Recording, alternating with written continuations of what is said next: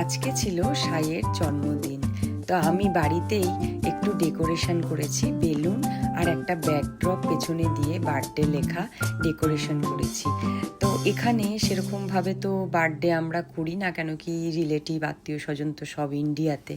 তো নিজেদের মধ্যেই নিজেরা করেছি। ওকে কতগুলো জামা কিনে দিয়েছি।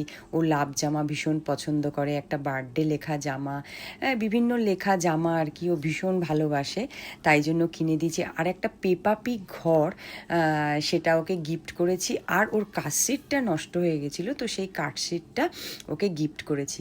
তো সাই একটা নতুন জামা পরে স্টিকার লাগিয়ে বসে আছে। সেরকমভাবে বাড়িতে কিছুই রান্না করিনি, শুধু পায়েসটাই করেছি, যেহেতু আমাদের বাঙালিদের নিয়ম যে পায়েসটা করতে হয়, তো সেজন্য পায়েসটাই করেছি। তো সৌমিক ওকে পায়েস খাইয়ে দিল, তারপরে আমি ওকে একটু পায়েস খাওয়াবো। তো আমি কিছু ফটো তোলার জন্য এপাশ থেকে ওদের দুজনার ভিডিও ফটো নিচ্ছিলাম, তাই আমি পরে আবার এলাম ওকে পায়েস খাওয়াতে।